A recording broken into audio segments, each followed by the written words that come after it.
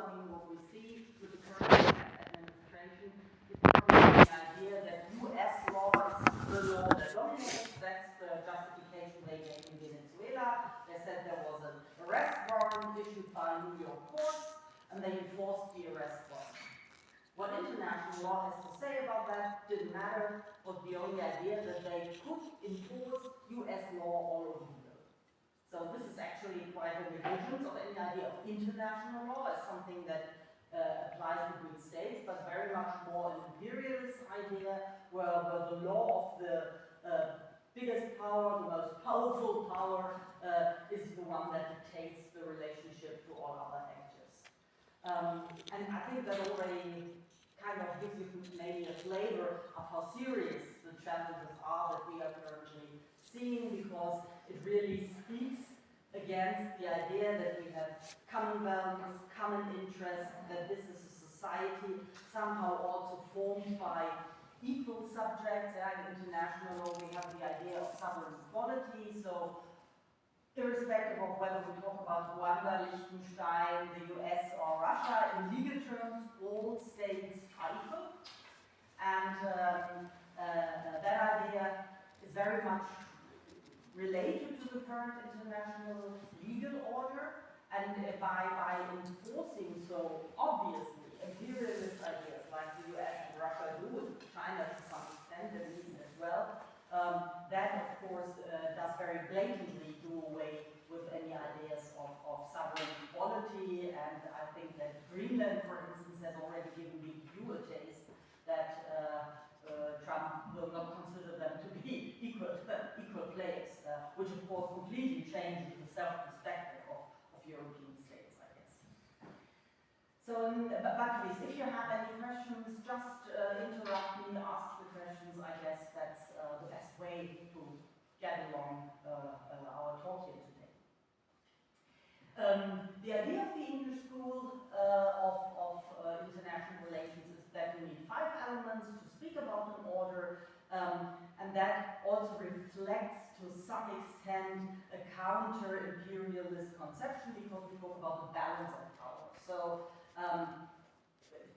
an order in this sense is not an order where one power dominates all the others, but at least we need 2 powers that get into some kind of balance.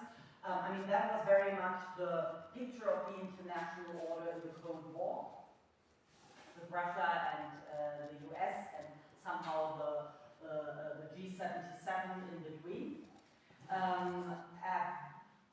What we seem to see now, I mean, it's all still very unclear, but many predictions say that we are going into a multipolar system, where we have different regional powers that have their spheres of influence, kind of like in the 19th century. There are often allusions to the kind of order we had in the 19th century, a combination of spheres of influence, of imperialism, of suzerainty instead of sovereignty, of liege relations, but that goes very much to some extent, at least, against what this English school consists of. For the English school, international law is part of international order, because law has a number of order-providing functions. We are going to see into that in a minute. Diplomacy is an important element, and they are realist enough to say that this is also about war and the role of great powers, but still a role that is somehow balanced and limited through international law. And the question whether international law can still limit great powers is, of course, the question that we are facing at the moment. A legal order is a specific type of, let's say, social ordering.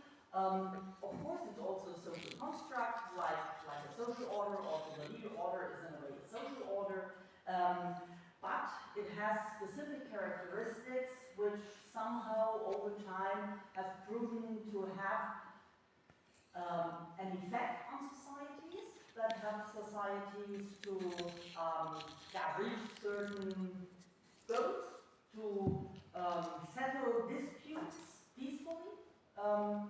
think of the internal system, it works more or less quite well, as long as the overall system works. And this is due to certain characteristics that the legal order provides, and among them is this idea of bindingness, the idea that legal norms are generalizable, that they are not just constructed for one specific political conflict, but that you can generalize them and apply them to other conflicts, which somehow seems to do a lot of magic.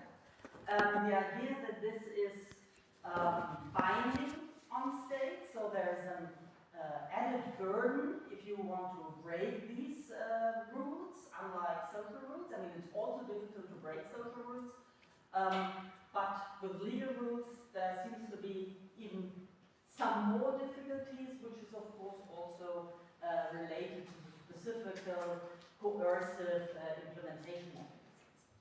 But what is more, and I think that is also quite important, is that international law has a counterfactual, or law in general, has a counterfactual character, which means that you can keep up fictions.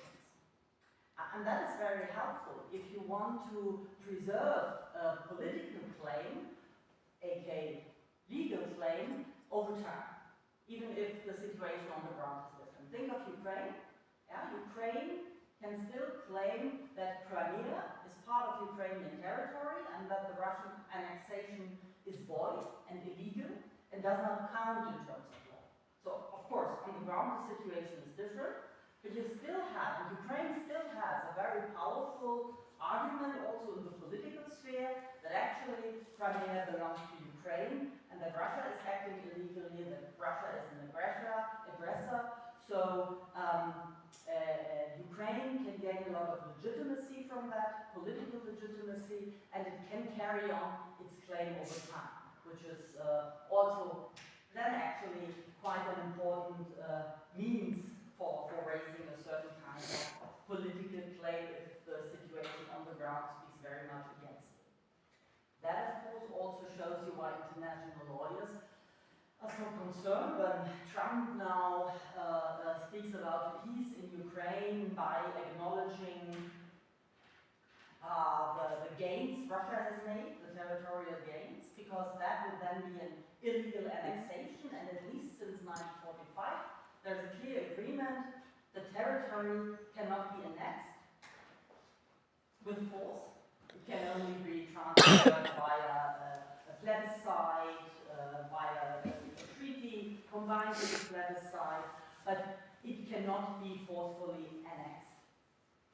If we now should legally condone the Russian acquisitions of territory, that would imply a major blow for any idea of the ban on the use of force, and that is why these situations are becoming so particularly difficult. Of course, it also means completely giving in to the power of the aggressor, to the power of Russia,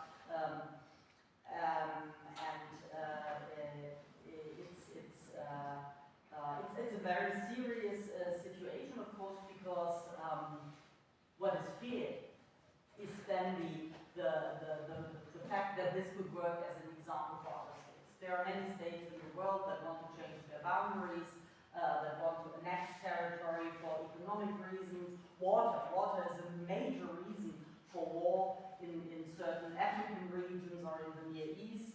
So if we condone the acquisition of territory by force, it's a bit like a Pandora's box, because why should other states stop?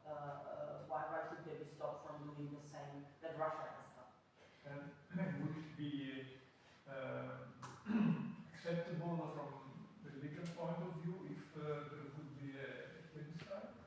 Yeah, that's a good question. I mean, of course, on the other hand, there's a want for peace, evidently, and we want to somehow solve the situation and the horrible war that is going on for years. And so the question is, how could something work that would allow for acknowledging Russian claims, and the one way could indeed be a plebiscite? So if you want to transfer territory, you could make a plebiscite. Actually, Russia pretended that the plebiscite took place in Crimea, but that was nothing that was internationally watched. It looked quite fabricated, so it would be important to guarantee that such a plebiscite works under open and transparent democratic conditions, which again, of course, makes it difficult in the current situation. Maybe a question regarding the counterfactual character, which I'm not quite sure I've completely understood. Is it a claim on the rectification of a perceived or maybe previously judicially encoded ill? Something like that?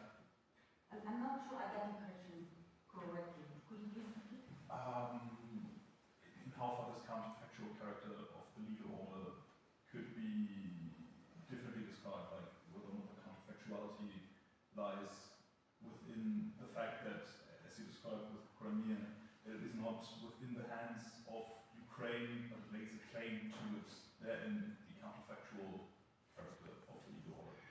Yeah, I think the counterfactual is that there is an ongoing legal fiction that Crimea is still part of Ukrainian territory.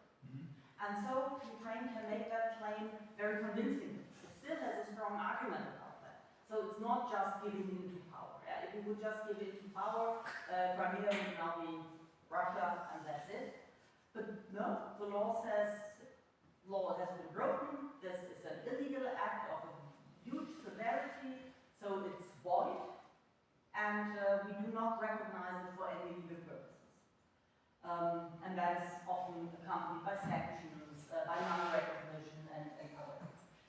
And of course, this is in a way one might think feeble, but if we take examples from history, we could see the Baltic states and their annexation through the Soviet Union between the 1940s and 1990, or 91, that was also always treated by other states as void. And in a way, that also helped the Baltic states to keep up their claim for their own statehood. And the laws stuck to it. So, for instance, when the Baltic states became independent again and re-entered the International Labour Organization, it was actually claimed that the point of entering the Labour Organization was 1919. So they kept up the legal fiction, and that's how it kind of works. Again, it's not as powerful as tanks, but in the end, everything else than tanks is about is about discourse in general, political discourse, legal discourse, and law has a strong influence on what kind of arguments you can make. And would then breaking this fiction, so to say, break some of the legal order, in a sense? Yeah. Okay, thank you. Perfect. So, would, under that idea, Russia also have a claim for the former UdSSR arsenals? No, legally speaking not, because they concluded a treaty and a declaration in Alma-Ata in 1991 and said that the territory split. But that is actually what Putin is kind of ignoring or wants to ignore, because he has this factual, political, ideological claim to the post-Soviet space. I mean, that is a strong element, and one of his tactics is actually to claim that there are legitimate wars of recovery, of getting back former territory, of historic titles, Ukraine. There's a historic title to Ukraine, that's one of their claims, which is not valid under the current international law, but that's the way how they construct it. And so that's also a difference between Putin and what we see with Trump now. Especially in relation to Ukraine, Putin still tried to make legal arguments. They were not good legal arguments, they were cynical legal arguments, and they really, really stretched over the usual corridor of what is a good argument and what not. But with Trump in Venezuela, we now see a situation where he does not refer to international law at all, where he does not try to justify his actions by international law, but by national law, and that is really, again, a different kind of paradigm shift, actually. And question on more technical. So these legal claims, do they concern also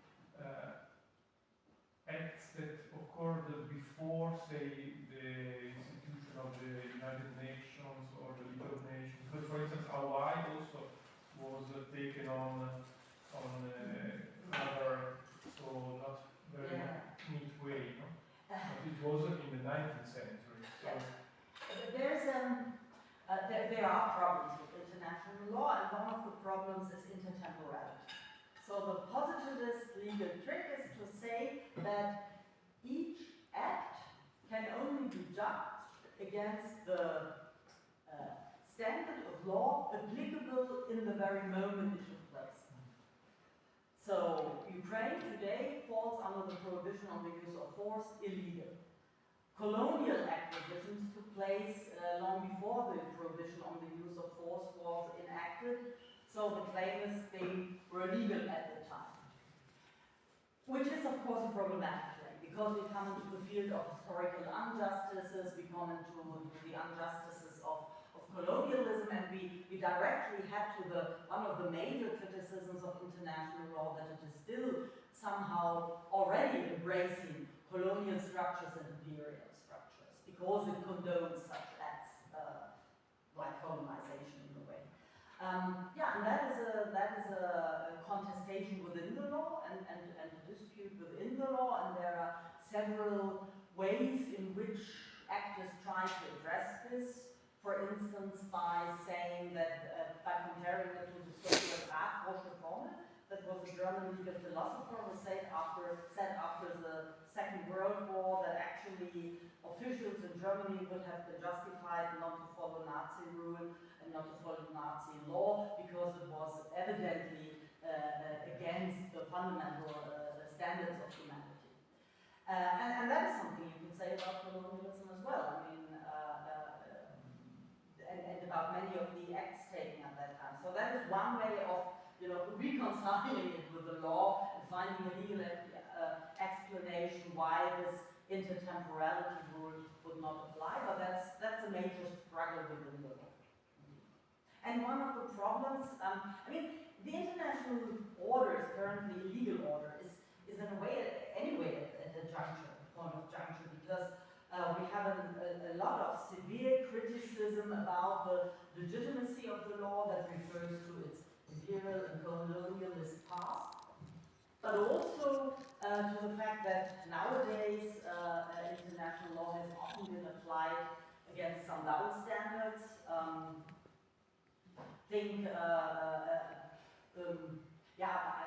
I guess the most evident double standard from the perspective of global South states at the moment is the way in which Western states treat Ukraine, standing behind it, referring to the law, and the way they have dealt with the Gaza conflict, where they have been much more silent on legal violations,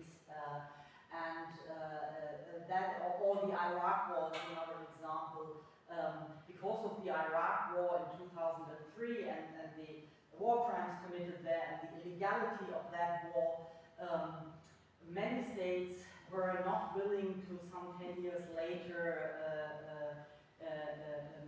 condemn the invasion of Crimea in 2014. There's also this relation that the double standards that the West often applies really go to the heart of the legitimacy concern of this whole legal order. Yes, and if this were not enough problems, we have Trump on top. So it's a complex legal order. It's of course also a complex one. We are talking about all these layers and shifts, because on the one hand, you don't have a centralized police force that can just enforce it against Trump and Putin, evidently, which makes it at least different from national law, where you would have that police force as long as the state works, at least.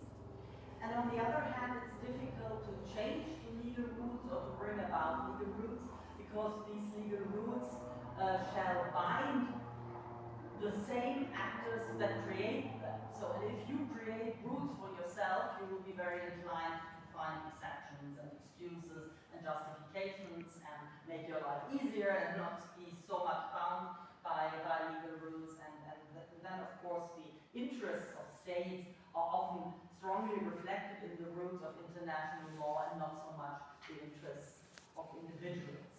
That's another structural problem that you might have. But still, I mean, some very basic rules are clear, and they nonetheless are not complied with. I mean, provision on the use of force, provision on genocide, protection of human rights. It's actually crystal clear, more or less, what is prohibited, but still, even here, it's difficult to find consensus in the international system. What we do have are certain rules and principles that bindingly regulate the relation between the actors, and as actors, we have above all states. As I said, that's the major reason also for the shortcomings in international law. It's states who are the major lawmakers and law enforcers. So judging upon oneself is never such a good idea. International organizations have been added over time, and this institutionalization aspect has an important role to play, because there is an institution outside the nation state that can control states. We have good developments in that respect with human rights, for instance, in Europe, with the European Convention on Human Rights and the court in Strasbourg, which was able to control from the outside European states. A lot of things within German law have been changed only because of the Strasbourg court and not because of Strasbourg. So this idea of getting out of your bubble and having someone looking from the outside on the system is actually a very clever idea if you want to protect the interests of the individual, of the one person that runs against the majority, that is somehow vulnerable, that has different interests. So that is one of the important things about international law. Can you give an example of Yeah, there are a number of examples, for instance, I mean, there are very classical ones like the length of legal proceedings. In Germany, the length of legal proceedings at some point reached something like more than 10 years, which is really, quite frustrating if you are making a legal claim. And the court said that this is impossible, and then there were major reforms within the German system. But that's a more technocratic, technical aspect. Another aspect concerns rights of fathers in cases of divorces and other things where in Germany there was a tendency to take kids out of the family. There's a specific family law perspective that takes kids out of the family and tries to entrust them to adoptive parents, or tries to bring them under the protection of the state and things like that. And the European Court of Human Rights has always been very insistent to keep the family together and to keep the interests of the parents in the foreground. And that is also actually quite a value clash that you have here. And for the concerned parents, of course, a very important change of perspective.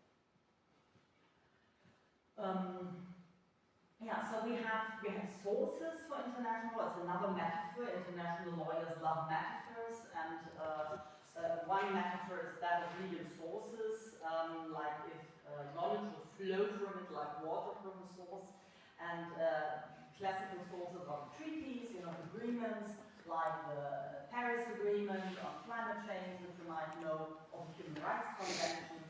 Then you also have customary law, which is not written down, which is not enshrined in a treaty, but exists because there has been a practice over time that has been supported by the will to be legally bound by that rule.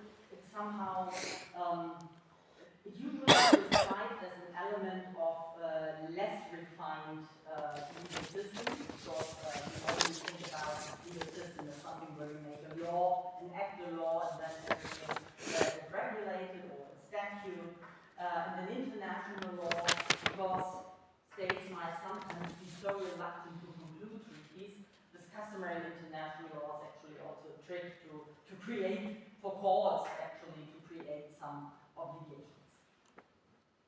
So what you can see from what I described here as differences between national law and international law is also the idea that when a legal system works differently from national legal systems, this is not necessarily just a difference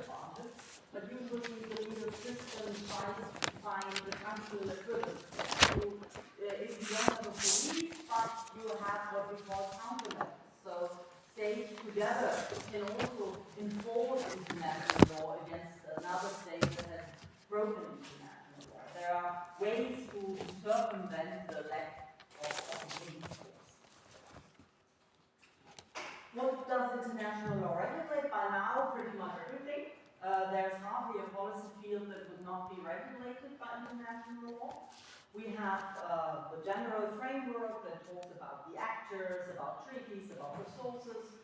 And then we have very specific fields. A very important one, of course, is international human rights law, closely related to the UN or to the Council of Europe, for instance.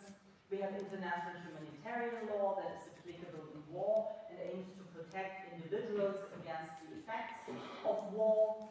We have fields like the law of the sea, we have international economic law, international environmental law, international finance and banking law, international investment law. As I said, you have basically every policy field being regulated by legal rules on the international level. So actually, since 1945, the density of regulation on the international level has tremendously increased, and loads of treaties have been concluded in all fields, and there are hardly any gaps of regulation in international law anymore.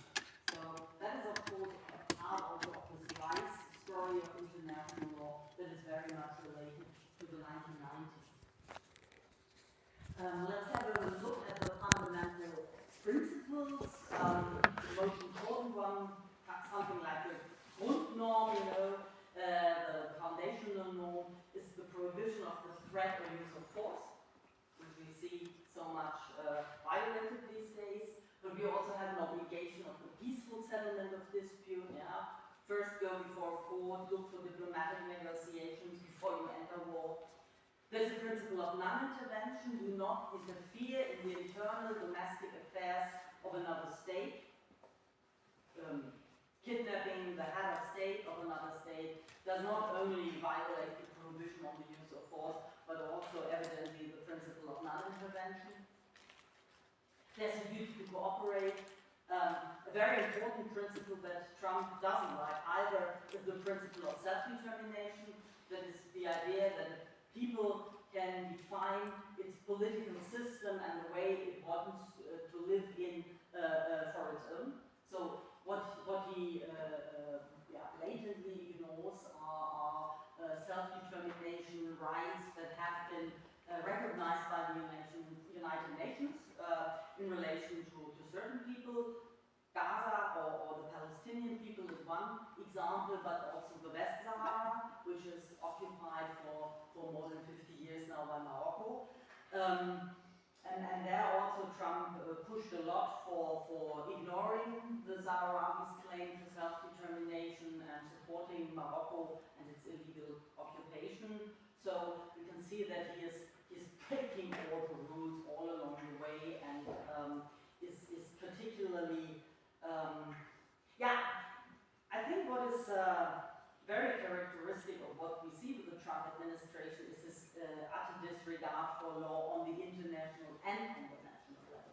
It's not just international law that he ignores. If you look at what ICE is doing, or how he treats court decisions, or how he treats the courts, you can also see that the idea of the rule of law internally is nothing that he wants. He wants to be free. He wants to exercise his political powers unlimited. And I found it quite interesting on a panel together with a political scientist. My colleague also pointed out that in a way he also doesn't give consistent and sound political explanations for his deeds, because even the idea to politically justify your deeds is already a type of limitation for him. And he tries to do away with all kinds of limitations, and that's why it is so much sliding into autocracy, or even worse, what we are going to see. And so far, the law on the international and on the national level is also an indicator, let's say, for the state of society and for the state of the political system. Yeah? do not comply with the law, state organs that do not comply with the law, that do not care for the law, can certainly not be democracies. I guess democracy and law, in the end, go hand in hand if it needs to be a law that exists in the interest of the individual. So it prevents dialogue and exchange of ideas, because if only the right of the most powerful or violent or forceful must be enforced or can be enforced, then there is no dialogue, no exchange of ideas, no progress, no accumulation of knowledge and experimentation with better alternatives. Exactly. There's, that's also this populist approach, this holistic approach, the idea that only the populist leader knows what is good for the society, and he knows what the rest of the people want, and the people are just a holistic mass, and there's no plurality, no room for plurality, and at least when a law is oriented towards human dignity, it will always imply plurality, I guess. Of course, we have also the problem of autocratic law. Autocrats can use law, that's the other side of the coin, and we had law in Germany between 33 and 45, but it's a question of the qualitative standard against which you measure law, and how to define law. Is there a law without any ethical background? Ethical background. So let's. We have already talked a lot about why legalization, but let's maybe sum it up. And especially on the international level, law has a number of functions, and one of the evident functions is indeed to create trust amongst the actors. And trust among the actors is of course something that is lacking currently, because we have an erratic politician whose actions are difficult to foresee. That is the contrast to trust.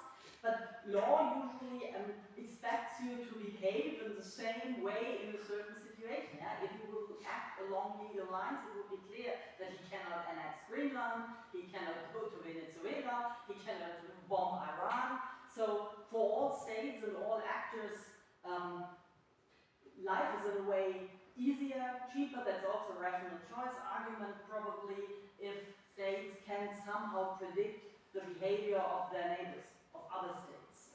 Because then you don't have to invest into your armed forces, and you know what to expect within the next year. What do we know these days? What's the next country that is going to attack? Or maybe no country, you don't really know. It's a very difficult situation for policymakers to decide on what to do in the medium term, even or in the short term even. And law is something that, if it is followed, helps to create trust, also because it assigns roles to the parties in a discourse. And thus it's also about ordering discourse. This political discourse goes along certain lines and goes along certain routes, which also makes life easier in the end. It makes things again predictable, and you have a certain standard for saying that kind of argument is fine. We can engage with it, we can accept it, we can find counter arguments and counter claims, but we are still within a corridor that is acceptable for all the actors. Once you ignore these rules, everything is permissible, and then in the end, not much of the discourse is possible, I guess. So there's an important role in ordering discourse, in assigning roles to different actors, especially when you go before court, that you even have this third party that tests your arguments, that evaluates your arguments, and says you have a better argument, your argument is not that convincing, and that also has this pacifying element in it. It works not that bad within national societies, and in some cases it also works on the international level. Again, related to this argumentative structure is also the idea that it legitimizes or delegitimizes state behavior. So for a long time, this claim something is legal or is illegal on the international plane helped to gain legitimacy in the eyes of different audiences. Yeah, you act. I mean, that's the thing that Ukraine plays along. Ukraine does a kind of lawfare. It tries to not violate international humanitarian law in its military actions. It goes before international courts to reclaim its territory. It looks for a legal solution, and these are all means to increase Ukraine's legitimacy in the international arena. So that is one, I guess, quite powerful effect that law used to have, at least in the last 80 years since the UN Charter, to legitimize or delegitimize the actions of states. And one important element is then also the idea of locking in values. States turn from political or social rules, social norms, to legal norms because they have reached a certain consensus, and now they want to cement the consensus. They don't want to reflect time and again whether they should abandon this idea again, but they want to agree that this is good or bad behavior. The states have agreed that there is a prohibition of torture, and by putting that into legal norms and all the institutions surrounding it, these values are made more robust, let's say, as if they were just social norms. I mean, there are some interesting contradictions. One example is the so-called nuclear taboo. We don't have a legal rule that prohibits the use of nuclear weapons, actually, or just in partly in treaties, but there's no general overall rule.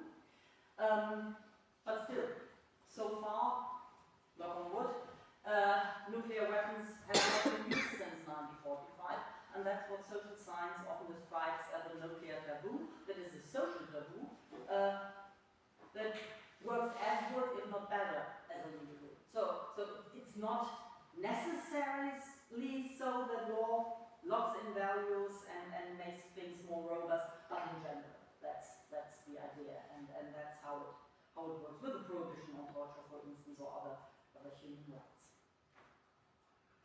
And of course, there are always contestations, but the idea is that through the discourse and through the legal ordering, you find ways to contest to and fro, to argue about what is the right thing, and thus also confirm the rules or develop the rules and engage in forms of contestation and decontestation. So what's now about the prohibition on the use of force, and how was this brought about, and then where are we standing now?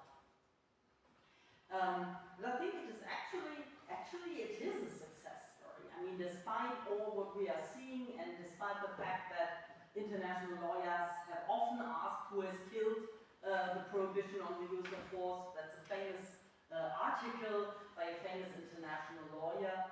But there is, normatively speaking at least, there has been a considerable development, because in the 19th century, high point of state sovereignty, warfare was more or less free and permissible. There was a certain requirement that legal purposes are pursued, but it was not a ban on the use of force, it was rather a ban on intervention, and there were numerous exceptions to it. Self-help, for instance, or what you might know from colonial history in Latin America, European states tried to get sovereign debts back from Latin American states via the use of force. The cannonball policy and things like that in the 19th century was such a way to use force in Latin America, later also in Africa, to get money back from that the investors, their nationals had lost in Latin American countries. And that was, of course, a very unstable system, and of course also very imperialistic and asymmetric theory of just war. In that period, it was only seen as something moral, not something legal. I mean, that shifted over time in theory. I've talked about that, I've heard, and of course in Middle Ages, natural law had different approaches, but in the positivist 19th century, if there was no rule, no legal rule prohibiting it, then it was not an issue for the law. It was not a question of legality. So in general, force was used a lot, but there was also an increasing sense that this destabilizes international relations, and that it is of course very harmful to the individual. And so there is also a period of strong civil society movements, actually, not quite unlike today. Civil society was the major action to push things forward, and this is related to persons like Henri Dunant, who founded the Red Cross as an organization to counteract or to diminish the sufferings in war. There was Bernd von Suttner and others who tried to bring about the Hague Peace Conferences. They then convinced the Russian Tsar to support that. So in 1899 and 1907, there were those two peace conferences in The Hague, which did not go as far as many would have wished for. Powerful states such as Germany at that time hindered substantive regulations, but still we had the qualification of the jus in bello of the laws of war with the Hague regulations, Hager Landkriegsordnung in German. That was a very first step to limit the use of military force against civilians, against other soldiers. And there was also a convention on the Pacific, this settlement of disputes, starting with the Permanent Court of Arbitration, and then in the long run leading to the International Court of Justice that we have now. Then the next step was this so-called Rago-Porter Convention that explicitly addressed the problem of recovery of contract debts, and this idea that European states could just sail to Latin America and by military force get their money back, to say it cynically. So that was the first step. And it's also interesting because that story is not only or not so much a European story, or it's a story about Europe and, as we usually say, the periphery of how other parts of the world in their encounter with Europe contributed to the development of international law. The Rago-Porter Convention evidently, for instance, was a response to the concerns of Latin American states, and that continued. Yeah, we will have to. Oops, no. Now I'm going into the wrong directions. And that continued, for instance, with the Montevideo Convention in 1933. That was a convention for the Latin American continent, concluded between Latin American states, and in the end addressed against the US and its imperialistic behavior by laying down the principle of non-intervention, which meant the US should not intervene in Latin American states' internal affairs. They laid down the criteria for statehood so that there is no dispute about whether an entity is a state or maybe some protectorate that imperial powers could dominate. So there was a very strong and very important impact, in particular by Latin American states, on the general development of international law. But I jumped a bit ahead. And with Nazi Germany signed in? No. Nazi Germany quite quickly retreated from or withdrew from the League of Nations, and quickly violated almost all of the conventions, or applied them against in double standards in a asymmetric way. If you think about the laws of war in place at that time, Germany more or less complied with the laws of war in relation to Western allies, armed forces, but not in relation to Russia. So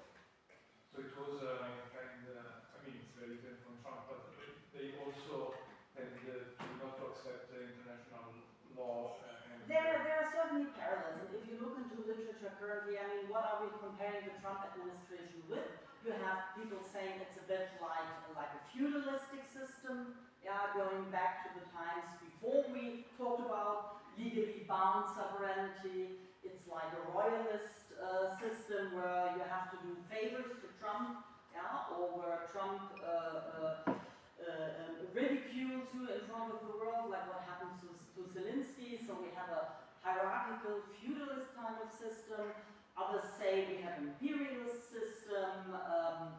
Mafia-like methods is something that is used as a comparison for this government, or even family. And I guess there's a truth in all of these descriptions.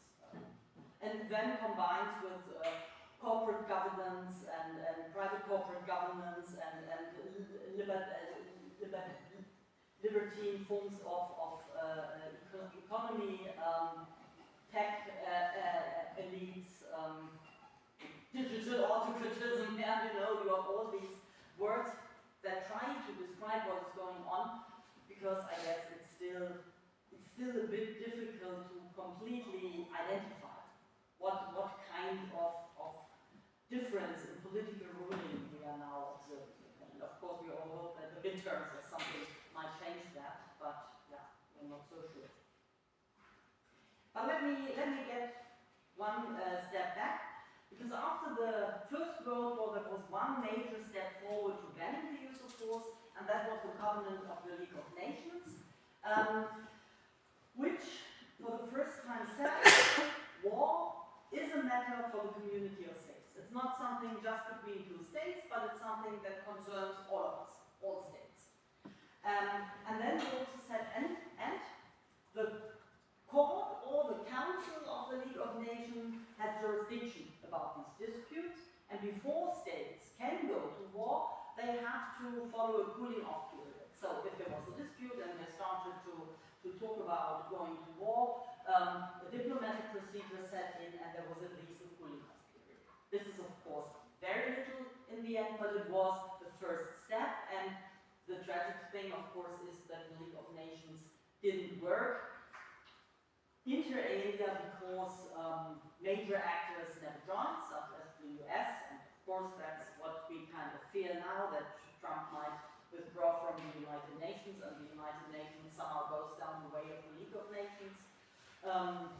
Russia didn't participate, other states joined and left, like Germany, which joined in the middle of the 1920s and then left under the Hitler, under the NS regime. So in the end, the League of Nations kind of failed.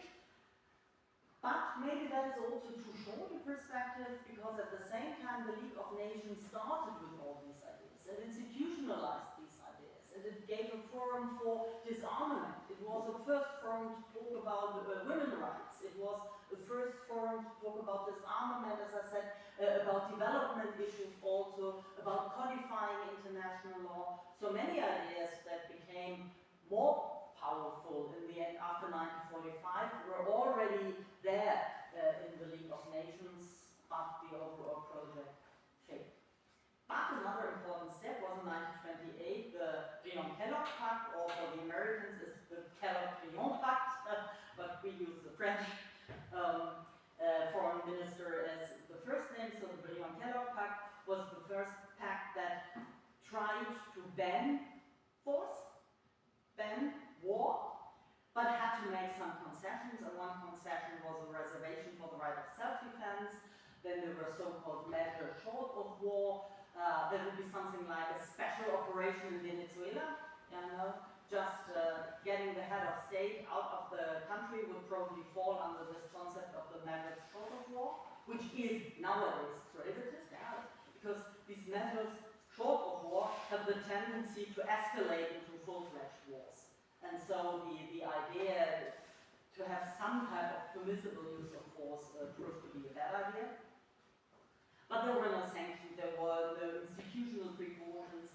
There were only 63 member states at that time. Was not that bad, but it wasn't institutionalized, it lacked, but the idea was there. And it's often in normative developments the point that the idea needs to be there. The idea needs to be out, and then over the course of time you can do something with it. Of course, the course of time here was quite dramatic.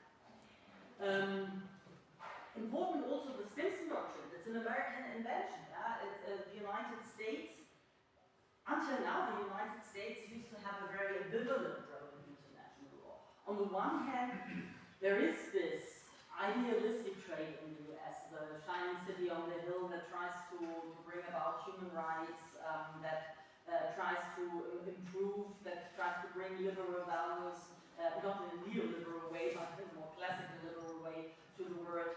And on the other hand, of course, there's imperialism and also the fact that of US exceptionalism in the sense that the US always claimed, we bring these rules into the world, and you all live according to human rights and the prohibition on the use of force, but it doesn't apply to us because we already have this wonderful constitution and we don't need outside interference.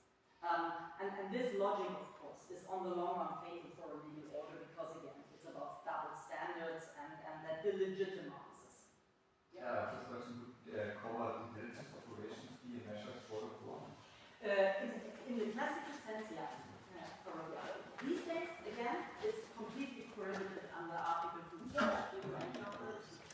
because every use of force against the territorial integrity of another state is prohibited.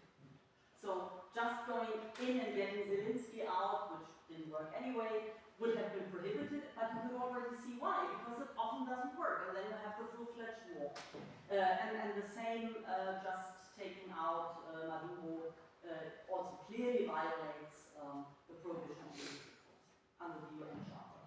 It's a very strict prohibition in that sense. Was it just spying? No, spying, yeah. International law is also in a way realist. There are no clear prohibitions on spying. Yeah. States do that, so they know they're spying on each other. There might be a human rights issue, you know, if the British or others are just spying to all our phones, then we come back to or Russia, of course, then we come back to human rights issues. But in a traditional interstate sense, you can spy. Of course, you can have national rules that prohibit it, and if the spy gets caught, then he might end up in court. But under international law, that would not be a wrongful act. So yeah, and the big shift, of course, is the UN Charter, as I've already alluded to. You know, despite all its failures, I'm still a huge fan of the United Nations because I think that's really, as I said, this is really a paradigm shift. With all the realism entailed in the Charter, it's still a decision to say we ban war and we provide for an organization that tries to implement that. It didn't always work as it should have. Sometimes it worked a bit, sometimes it didn't work at all. But in principle, that's a great and major step forward that has been foreshadowed by people like Immanuel Kant, to have this idea that an institution could work to limit war. And I think the important point about that, and that gets out of sight at the moment a bit, is the question of who decides. I mean, with all the just war theories, and you are seeing just war theories emerging at the very moment, because people come and say, well, Maduro was a bad guy, and that's true, he committed severe human rights violations, he cheated on his people, he was not properly elected, but all these reasons are no reason to justify the use of force. And so no Trump can come and claim, I'm pursuing a good cause for using military weapons here, because he's not the one to decide on it. The legal regulation of the Charter says the only one to decide on it is the Security Council. And the funny thing is, of course, the US already has all the privileges on the Security Council and veto power. But still, you know, no roots for the US, and of course difficulties of finding agreement with others in public. But still, this idea that the states cannot decide for themselves whether they are justified in using force is, to my mind, the most important step in banning the use of force. Because as long as you say there might be good reasons to use force, but each then you don't have any rules, then you don't have any control, then they can claim whatever they want, and the limits are very weak, much more weaker than the limits that we have now. So this idea that a centralized organ has to decide is a very important step in the UN Charter. And it's above all laid down in Article 2.4, all members shall refrain in their international relations from the threat or use of force against the territorial integrity or political independence of any state or in any other manner inconsistent with the purposes of the United Nations. So you see, it's really broad. The only disputed issue that is not covered is economic coercion. That is something that the third world, in those days, or the global south, has often claimed that economic coercion should also be included. But here, Western states blocked this idea, of course, for selfish reasons also. But on the other hand, it also has a de-escalating element, because if already economic coercion would amount to a violation of the use of force, or would even amount to an armed attack, then again it could also have an escalating element in it. And I think it still makes sense to confine force and the understanding of force to everything that is comparable, is closely comparable to military activities. Could you say something more about the threat? Oh, yeah. Because I mean, for instance, nuclear weapons and so on. Yeah, nuclear weapons have not been considered as such as a threat. Having them is not a threat.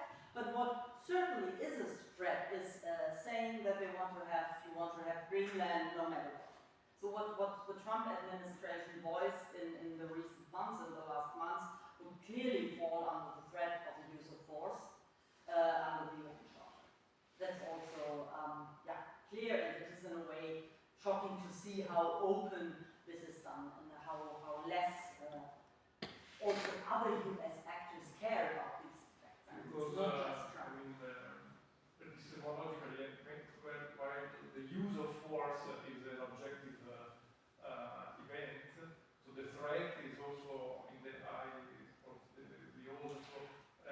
You could claim that. The mafia, the Corleone was not threat, but he just so verbally, but you know what he expects from you. Yeah, and I mean that's Trump's technique. In many ways, it reminds you of these things. You know what he wants you to do, and he's prepared to use all kinds of measures for that. I mean, some might claim that simply having nuclear weapons could be enough, but the International Court of Justice was once asked to rule on that, and he said that even using nuclear weapons might be justified under, not even Article 51, but under the general idea that there is an existential threat to a state. So if you're really in a survival situation, the state is in a survival situation, the court said, well, maybe then you can use nuclear weapons. This advisory opinion has been severely criticized, obviously. It's hardly convincing if you read through the other pages which state why nuclear weapons violate all kinds of norms. But in the end, the court made a real, somehow bowed to realism in international affairs. Are there any regulations for drastically increasing military spending as a military threat? Not really. The threat criterion is more direct. It's like explicitly voicing it, or if we would now take all our military powers together at the frontier to Poland, then this could also qualify as a threat, like mobilization of armed forces, that could fall under that. But just the fact that we are currently increasing our budgets in the West would not fall under this idea of the threat of the use of force. But increasing your budget and then saying, give us back the Kaliningrad Oblast, that will already be a different thing. So it all very much depends on the context also. Yeah, so we have on the one hand the strict ban, and on the other hand, states were not utterly prepared to give up on their right to use armed forces, and that's also justifying. Having a military is the idea that you might rely on the right to self-defense in case of an armed attack. An armed attack is something graver than just a breach of the use of force. So it needs to be it cannot just be a single shot over the frontier, it must be something more dramatic, it must be something more persistent.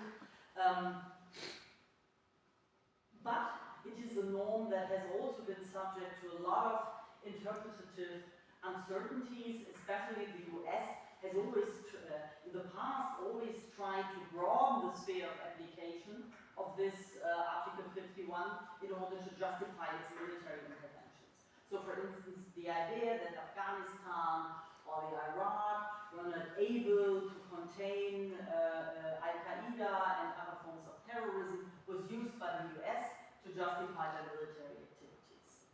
And some Western states went along with it. Germany not so much actually in its legal statements. And especially the Global South was obviously very opposed to this idea of the rule because it would obviously be a rule directed against the Global South if you talk about the standard of unable and unwilling. Unable to prosecute terrorists or unwilling to prosecute terrorists. But that's one of the examples, and you have other examples where the US really has always tried to broaden its options for action by broadening the interpretation of this article. And a lot about the history of the prohibition on the use of force is about these interpretative struggles around words in this norm. That's how law in a way also functions. You start to struggle about what is armed attack, can it only be one single attack, or does this have to be a consistent pattern of attacks? Does the armed attack need to be imminent? Does it need to have taken place? Does it need to be imminent, or can it take place in a preventive manner? Can I react to an armed attack that is possibly about to happen? These are all the kinds of disputes that you have here. Do you want to? Yes, I do have a question. I'm not sure because legal disputes between states are heard before the ICJ, right? Mm-hmm. Until which point is a decision by the Security Council enough? And when does it get to the ICJ? Especially in the context of non-state actors, like the case of ISIS and Hezbollah, where there's no way to enforce anything. I mean, there's no real enforcement mechanism with the ICJ, except for states agreeing that what the state does is problematic, right? So I'm curious how the process exactly works.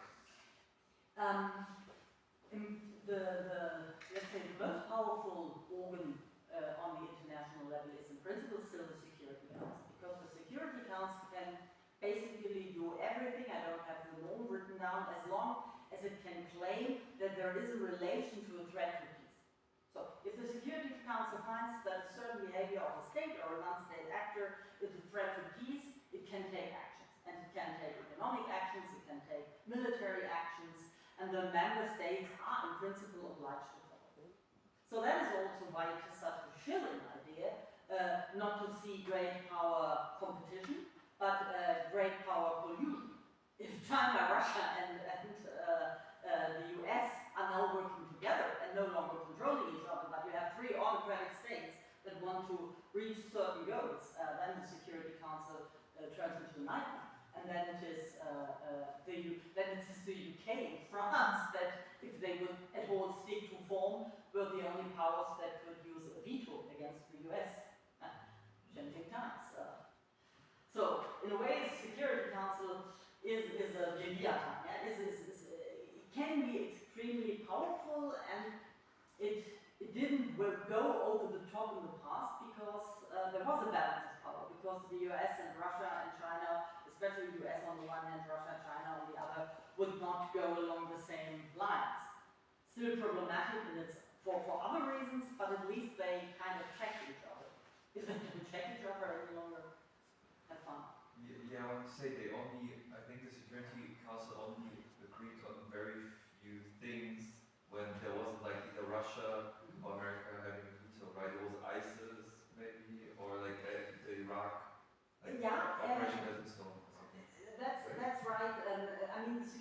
Council was blocked because of the competition in the Cold War between 45 and 90. Then with the Kuwait invasion in 1990, it started to work, and it worked pretty well, at least for 10 years. Then there came the Kosovo intervention, where Russia and China wanted to block an intervention against Serbia. So the US started to circumvent it under the Clinton administration with the ideas of protecting human rights, and that was kind of the starting point where circumventing the Security Council became the model again, and that continued pretty much through the years. But at the same time, the Council has more or less consistently been working on African conflicts.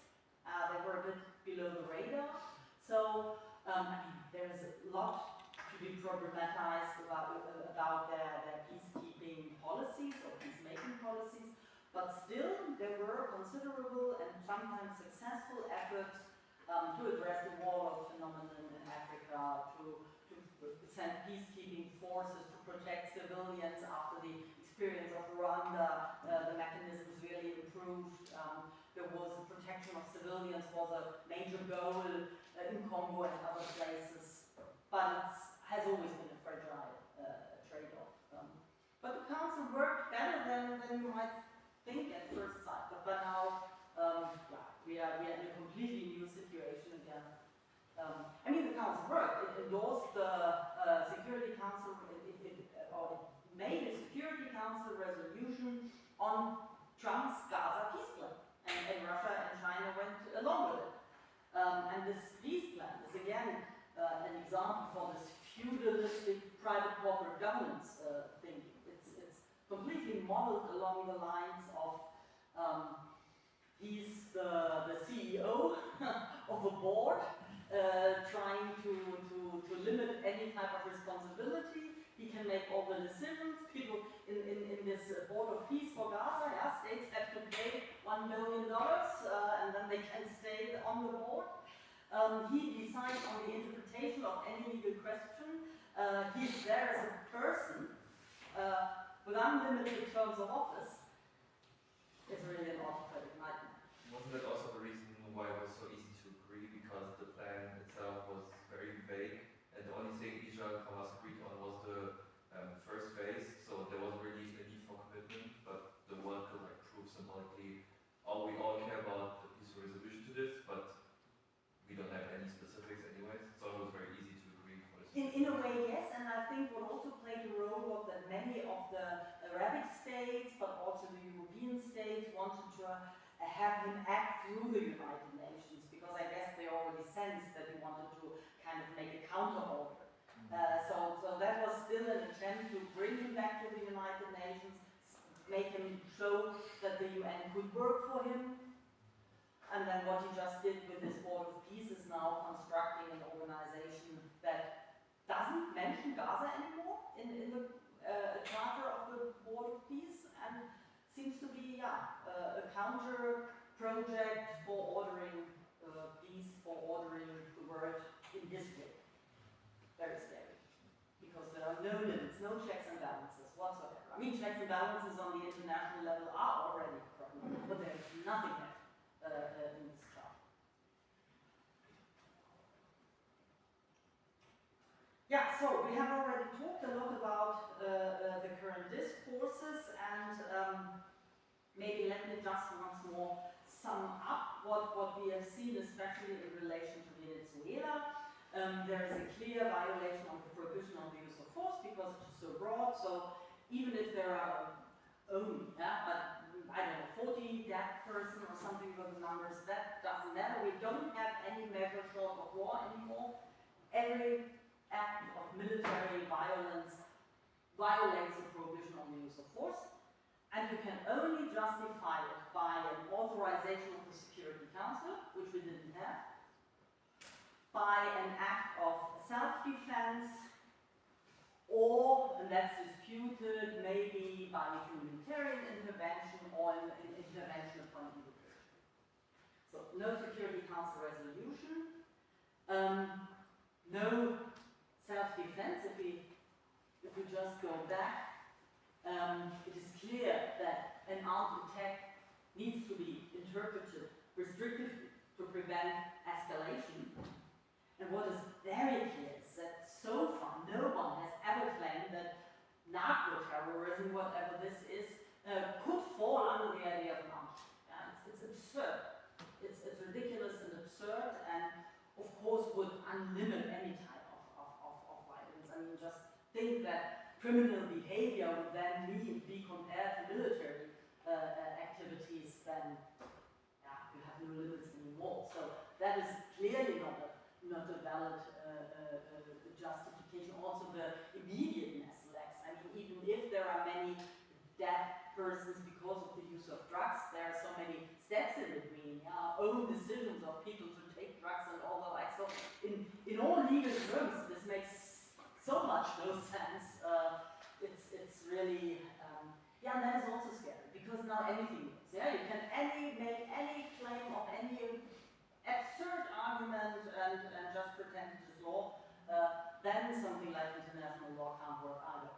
You have to agree somehow that there are, that there are some arguments that fall outside the ambit. There's still enough to struggle about. So Article 51 doesn't work. Intervention upon invitation could have worked, but Maduro was at the point of time the effective head of state of Venezuela, and there are no legitimacy criteria at this point. So the fact that he didn't win the elections doesn't count under international law. That's what some people criticize. They say, well, democracies have a problem here.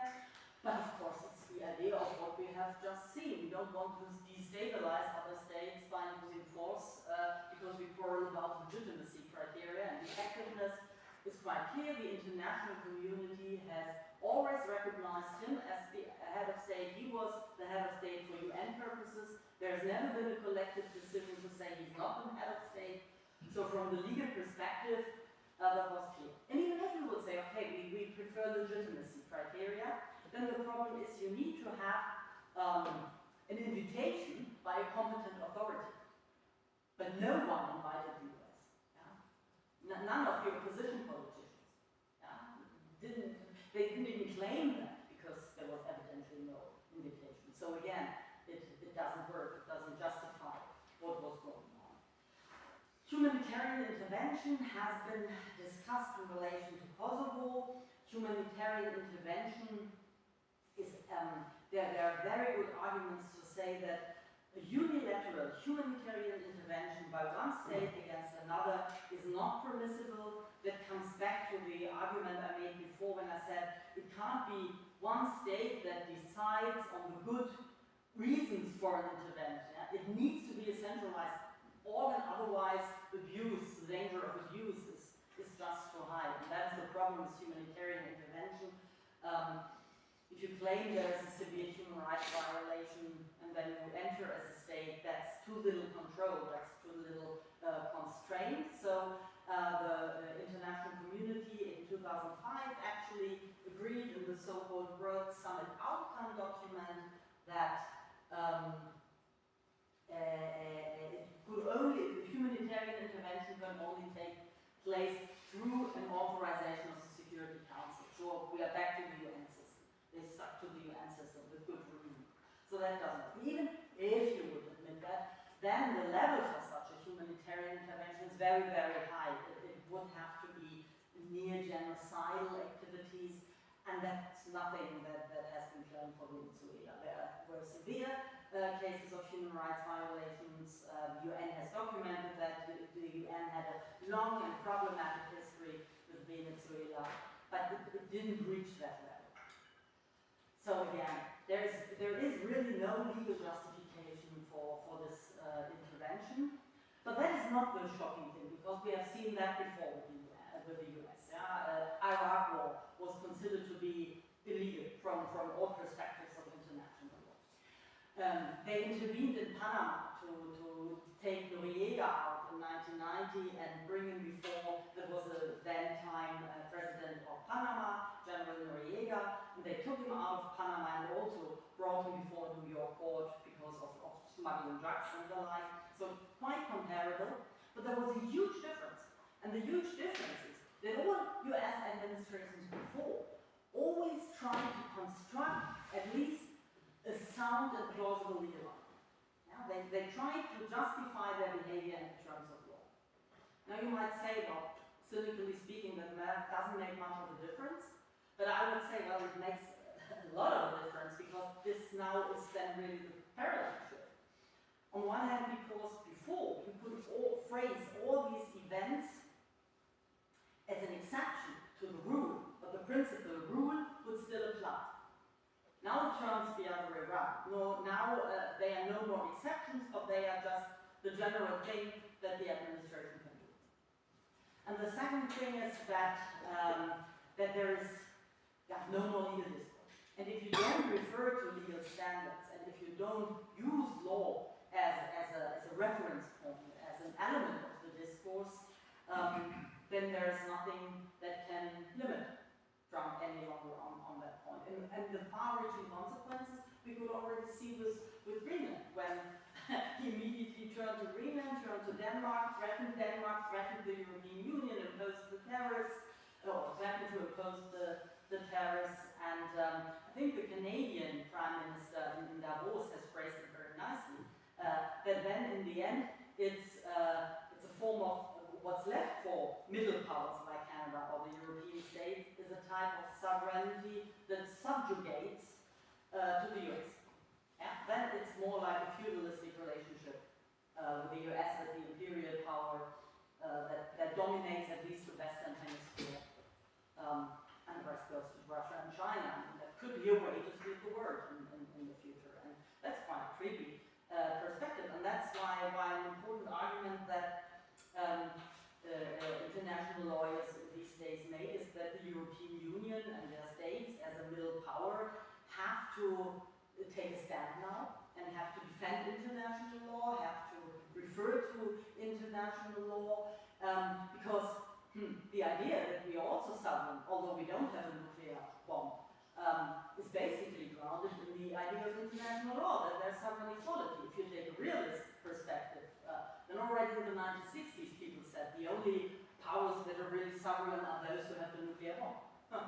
And the rest can subjugate. Yeah, let's take in some questions. I have bleak prospects. Would be the invading the Hague Act also be an example for blatant disregards of the law? I mean, it's more on the individual level, right, because it's the ICC, but it's basically the US saying, okay, you cannot touch US citizens, they're not affected by international law at all. Like soldiers, mostly. Yes, I think so. It's looking back, I think you can really draw a line how the US slid step after step, especially since September 11th, into this lawless state. I think we really have a development from unlawfulness to lawlessness, and that's a slippery slope. Yeah? That's a gradual development, and we could really see unfolding it before our eyes, and this disrespect for the ICC, starting with the invading the Hague Act, if US citizens should be brought before the ICC, is one example, and then later the sanction against the ICC in the first Trump administration. And I mean, that was the first thing they did after he came into power, was imposing the sanctions again on the chief prosecutor of the ICC. And that has severe consequences for the person, because you can't use your Visa card anymore. Maybe you should explain what the ICC means. Oh yeah, sorry. The ICC is the International Criminal Court. That is the court that has been established to deal with severe war crimes, crimes against humanity, crime of aggression. So it's the crime of genocide. So it has it's built or modeled upon the example of the Nuremberg and Tokyo trials, and actually looked like a very promising thing when it came about at the end of the 1990s. Because no impunity, but the US has made it time after time more difficult for them to work. And there are other legitimacy issues into which we cannot go now, but yeah, it's a slippery slope, and it developed before our eyes, I'd say. A very irreverent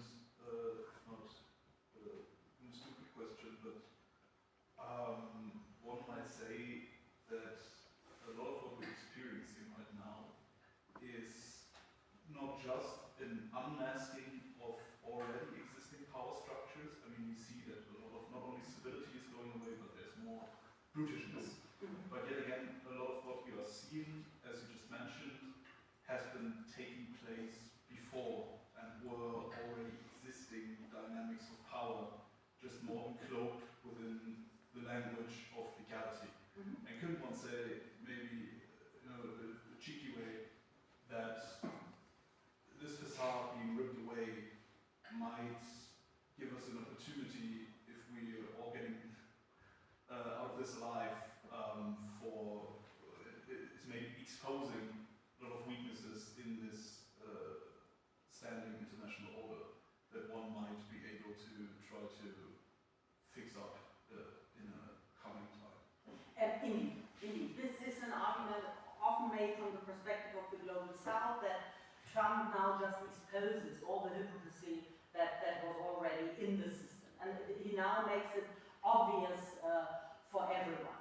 So, and I'd say yes, but, and I think there's a positive and there's a negative reading. And the positive reading is the reading that you have given, that, and that is probably the chance that we might see today, that the shortcomings of the system are so clear that at the other hand, also the positive effects of the system become clearer. That it might be a good idea to limit power, that it might be a good idea to curtail competences and have control in some form or the other. So that our focus on these things might get clearer, and that hopefully indeed civil rights movements, NGOs might push governments to do more for positive reform of international law. On the other hand, it's a problem, do we really have the political power and the political moment for the reforms that need to be done? Or are the autocrats that are also present within our societies? It's not just an international problem, it's a national problem here in Germany as well. We all know it in the summer with the elections. Will we then,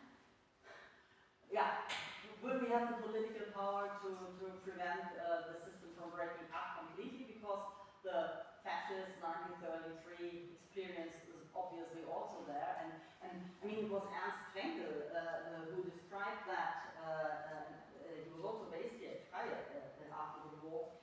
He described it as the prerogative state, where you have on the one hand the totalitarian system where certain rights are completely negated and people are exposed to utter discretion, which is of course a horrid perspective. And at the same time, you might still have an ongoing legal system when it comes to economics, because Trump also needs the business deal. For the business deal, you still need law. You need law to sell your oil. So in the end, the dangerous perspective might be that you come up with that, and then the other system at least still had some limiting effect, if not too much. So I don't know, in the end, I don't know, but I guess it's important to realize what is going on and act upon it. So maybe that's one question. What is your personal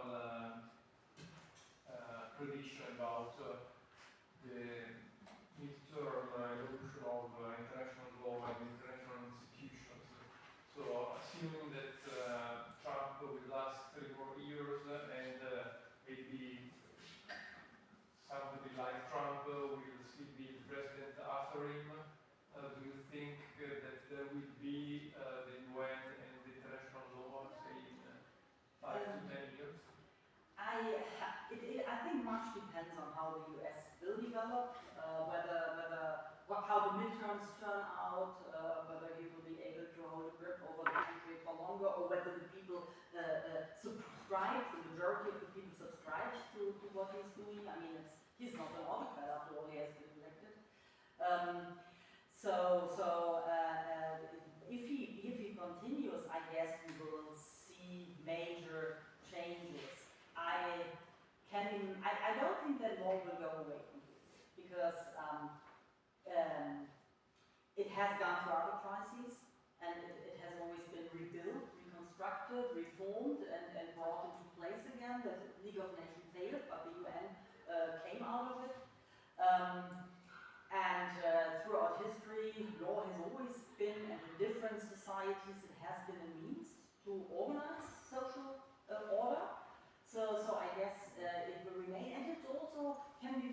robust, because the normative claim that goes with it is still there. Yeah? We have the strong normative claim that human rights need to be protected. And just by violating these claims, they don't go away. The words are still there, the power of the idea is still there, and law enshrines this idea and gives a reservoir to political actors to rely on these ideas. And I think that will prevail. But we might see the dissolution or the change of the UN going away from the US. If the US should leave the UN, it could move to, well, any other place, Beijing. I guess, again, because of this turmoils and ambivalent situations we are going through, it's also more and more becomes thinkable and conceivable. Is there any idea how one could reform the Security Council, maybe in a way that the big decisions with the big implications or options even for doing war on some part of the world, if it cannot be reached because there's big powers voting against each other, that there's a second mechanism after this, that there's kind of a majority voting for just not the big measures, but some medium measures, so that then maybe all the countries in the world can. And you have this possibility already in the General Assembly. Next to the Security Council, there's a General Assembly, one state, one vote. And in principle, the General Assembly can also deal with issues of peace and war. It's just not binding, which actually shouldn't make so much of a difference given that international legal obligations are not always complied with anyway. So that's one of the ideas, to give more power back to the General Assembly. Also the Global South is strongly represented there. Evidently, if you have one state, one vote, the West is something like, I counted it once, I think it's something like 30 or 35 nations that you would more or less count in this context of the global North, West states, and the rest is much more. The West and the rest was a famous book title some 20 years ago. We still have a huge majority of states there. And one problem with the General Assembly was again this unfortunate role that also the European states have played, because they were afraid of the General Assembly because they thought they don't get their interests realized there, because they saw their interests aligned with the US. If this changes, and it changes at the moment very dramatically, of course the European states have to reconsider how to form coalitions and who is the alliance, or with whom you should make an alliance. That makes Mercosur so important, that makes the deals with India so important. Find new coalitions.